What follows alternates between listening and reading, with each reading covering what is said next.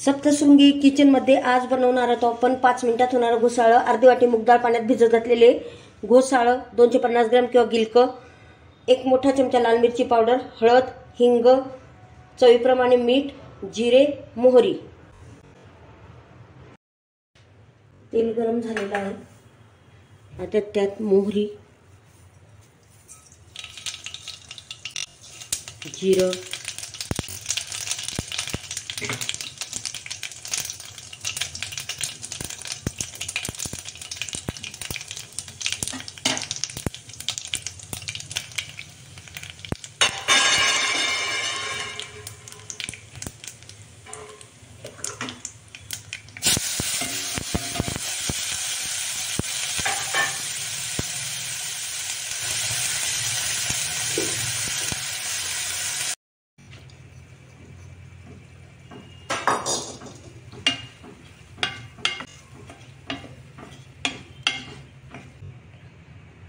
आता आपण याला वाफेत 5 मिनिटं शिजू देऊ।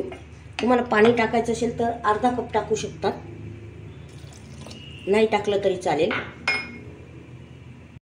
आता आपण मंद आचेवर वाफेत 5 मिनिटं ठेवलेलं आहे।